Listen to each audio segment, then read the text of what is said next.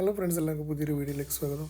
ഇന്നത്തെ വീഡിയോയിൽ നമ്മൾ ഈ ഒരു ഡാഷ്ബോർഡിൽ ഒരുപാട് കണ്ടിട്ടുള്ള ഒരു പ്രശ്നമാണ്. ഈ ഒരു ഹെഡ്ലൈറ്റ് ഓൺ ആക്കുന്ന സമയത്ത് ബാക്കിയുള്ള ഈ മീറ്ററിൻ്റെ കൺസോളിൻ്റെ അകത്തുള്ള എല്ലാ കാര്യങ്ങളും മീറ്റർ കൺസോൾ ഓഫായി പോകുന്നൊരു ഇഷ്യൂ. അതായത് ഹെഡ്ലൈറ്റിൻ്റെ കൺസോളിൻ്റെ ബാക്ക് പാനലിലുള്ള ലൈറ്റ്സ് ഒന്നും വർക്കാവില്ല, പക്ഷേ കൺസോൾ ഓട്ടോമാറ്റിക്കായിട്ട് ഓഫായി പോകുന്നൊരു ഇഷ്യൂ. അത് ഒട്ടുമിക്ക സ്കോർപ്പിയോൻ്റെ അകത്തും കണ്ടിട്ടുണ്ട്. അപ്പോൾ ആ ഒരു ഇഷ്യൂ സോൾവ് ചെയ്തതിൻ്റെ ഒരു വീഡിയോ ആണിപ്പം ഈ ഒരു വീഡിയോ.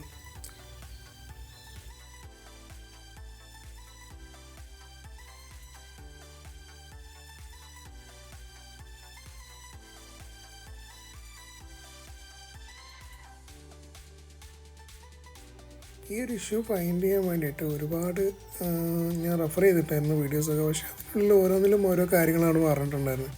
അതായത് എൻജിൻ ഭാഗത്ത്, അതുപോലെ തന്നെ ഡൈനാമോ സൈഡ് ഇഷ്യൂസൊക്കെയാണ് പറഞ്ഞിട്ടുണ്ടായിരുന്നത്. അപ്പം അതിൽ കാര്യമായിട്ട് എന്താണെന്നുള്ളത് നോക്കാം.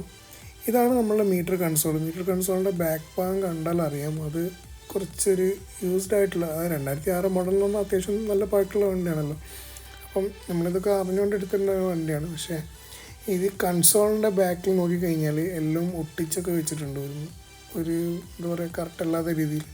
അപ്പം അത് അയച്ചു നോക്കിയപ്പോൾ തന്നെ ഏകദേശം എനിക്ക് തോന്നി അതിൻ്റെ ഉള്ളിൽ തന്നെയാണ് പ്രശ്നമുള്ളത്. നേരെ കൺസോൾ അയച്ചു, അതിൻ്റെ ഉള്ളിൽ ഓരോ ലൈറ്റായിട്ട് ചെക്ക് ചെയ്തു. പിന്നെ ആദ്യം തന്നെ അതിൻ്റെ മുകളിൽ ഒട്ടിച്ച് വെച്ചിട്ടുണ്ടായിരുന്ന ഇൻസുലേഷൻ ടാപ്പും കാര്യങ്ങളൊക്കെ ഒന്ന് ഒഴിവാക്കി അതൊന്ന് ഫ്രീ ആക്കി വെച്ചു.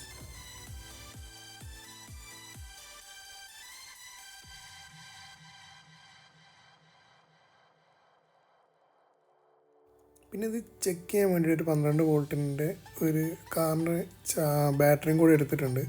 ബാറ്ററി വെച്ചിട്ടാണ് ചെക്ക് ചെയ്യുന്നത്.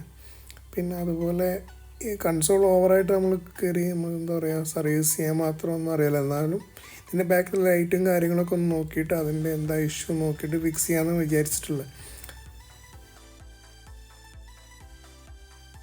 അതിന് ശേഷം ഇതേപോലെ 2 വയർ എടുത്തിട്ട് പ്ലസും മൈനസും വെച്ചിട്ട് ജസ്റ്റ് ഒന്ന് ചെക്ക് ചെയ്യുക അതിൻ്റെ ലൈറ്റൊക്കെ ഒന്ന് വർക്ക് ആവുന്നുണ്ടോ എന്നുള്ളത്.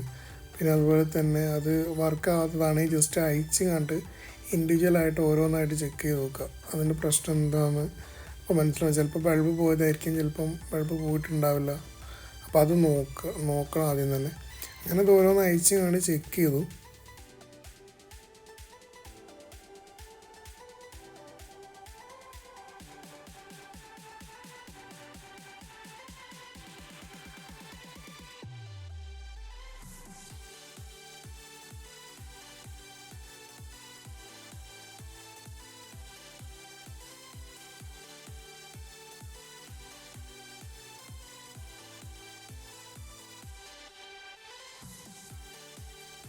അങ്ങനെ ഇൻഡിവിജ്വലായിട്ട് ചെക്ക് ചെയ്യുന്ന സമയത്ത് ചില ബൾബ് അതിൽ വർക്കാവുന്നുണ്ടായിരുന്നില്ല. കാരണം അതിൻ്റെ ഉള്ളിൽ എന്തെങ്കിലും ഫംഗസ് കയറിയിട്ടിട്ടായിരിക്കാം, പക്ഷെ അത് വർക്കാവുന്നില്ല. അത് അയച്ചൊന്ന് നല്ലോണം ക്ലീൻ ചെയ്തിട്ട സമയത്ത് അത് വർക്കാവുകയും ചെയ്തു. അപ്പം അത്രയേ ഉള്ളൂ. നമുക്ക് എന്താക്കാം, നല്ലോണം ഒന്ന് അയച്ച് കണ്ട് ഒന്ന് ക്ലീൻ ചെയ്യാല്ലേ. അതിൻ്റെ സൈഡിലുള്ള 2 കമ്പികളുണ്ടാവില്ല ബൾബിനുള്ള, അപ്പോൾ അതൊന്ന് കുറച്ചുകൂടെ ഒന്ന് അകത്തിങ്ങാണ്ട് കുറച്ചുകൂടെ അതിലേക്ക് ടച്ച് ചെയ്യുന്ന രീതിയിലൊന്ന് ഇട്ട് കൊടുക്കുക. എന്നിട്ട് ബൾബ് വർക്കാവുന്ന നോക്കുക. അതിന് ശേഷം തിരിച്ച് ഫിക്സ് ചെയ്യുക. അങ്ങനെ ഓരോന്നങ്ങനെ ജസ്റ്റ് ഫിക്സ് ചെയ്തുകൊണ്ട് ചെക്ക് ചെയ്യുന്ന സമയത്ത് ഇതേപോലെ നമുക്ക് നല്ലോണം ലൈറ്റ് കത്തി കിട്ടും. അതിൻ്റെ ശേഷം അതിൻ്റെ സർക്യൂട്ടും കാര്യങ്ങളൊക്കെ നോക്കണം.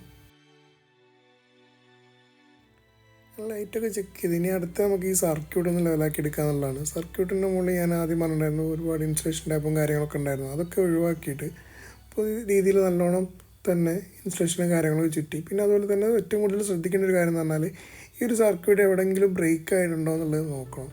ചിലപ്പോൾ ഒരുപാട് കാലം യൂസ് ചെയ്തിട്ടുള്ളതല്ല. അപ്പം ഇതേപോലൊക്കെ ഇഷ്യൂ വന്ന സമയത്ത് ചിലപ്പോൾ എവിടെയെങ്കിലും സർക്യൂട്ട് ചിലപ്പോൾ പൊട്ടിപ്പോയിട്ടുണ്ടാവും.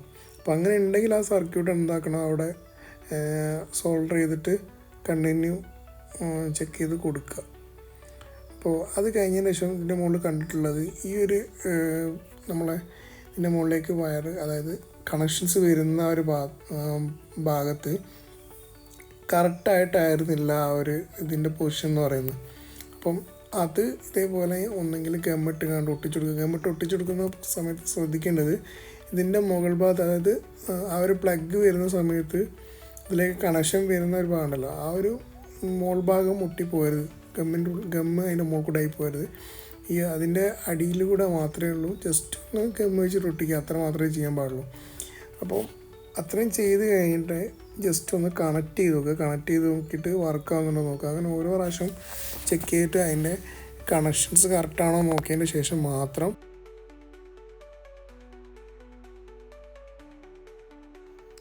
വർക്കെല്ലാം കഴിഞ്ഞ് നമ്മൾ തിരിച്ചത് കുടിക്ക് വേണ്ടി ജസ്റ്റ് ഒന്ന് ടെസ്റ്റ് ചെയ്ത് നോക്കാൻ വേണ്ടിയിട്ട് ടെസ്റ്റ് ചെയ്ത സമയത്ത് ഔട്ട്പുട്ട് നല്ലോണം വർക്ക് ആയിട്ടുണ്ടായിരുന്നു. കാരണം നമുക്ക് ആദ്യം ഹെഡ്ലൈറ്റ് ഇടുന്ന സമയത്ത് ഈ ഒരു മീറ്ററിൻ്റെ കൺസോളിൽ ഫുൾ ഓഫായി പോകുന്നൊരു ഇഷ്യൂ ആയിരുന്നു ഉണ്ടായിരുന്നത്. അതായത് അവിടെ ഒരു ഷോർട്ട് ഉണ്ടായിരുന്നതാണ് മെയിനായിട്ടുള്ള പ്രശ്നം.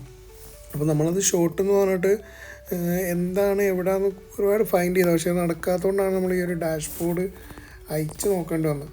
അപ്പം മെയിനായിട്ട് ആ ഒരു സ്ട്രിപ്പ്, അതായത് നമ്മൾ ഇതിൻ്റെ വയറ് പ്ലഗ് ചെയ്യുന്ന ആ ഒരു ഭാഗത്ത് വന്ന് ഷോർട്ട് കൊണ്ട് മാത്രമാണ് ഇതിൽ ഈ ഒരു ഇഷ്യൂ വന്നിട്ടുള്ളത് കേട്ടോ. അപ്പം നമ്മളിപ്പോൾ എല്ലാം ചെക്ക് ചെയ്ത് എല്ലാ രീതിയിലും ഹെഡ് ലൈറ്റൊക്കെ ഓപ്പൺ ചെയ്തൊക്കെ നോക്കി, അതിൻ്റെ ഡാഷ്ബോർഡിലുള്ള എല്ലാ ലൈറ്റ്സും വർക്ക് ആവുന്നുണ്ട്. കൂടെ നമ്മളെ ഓഫായി പോകുന്ന ഇഷ്യൂസൊക്കെ നിന്ന് പോയിട്ടുണ്ട്. ഇത്രയാണ് ഇന്നത്തെ ഒരു വീഡിയോ ഉള്ളത്. അപ്പം വീഡിയോ നിങ്ങൾക്ക് ഇഷ്ടപ്പെട്ടെങ്കിൽ ലൈക്ക് ചെയ്യുക, അതുപോലെ തന്നെ ഷെയർ ചെയ്യുക, ചാനലിനെ സബ്സ്ക്രൈബ് ചെയ്യുക. അപ്പോൾ എല്ലാവർക്കും ബൈ.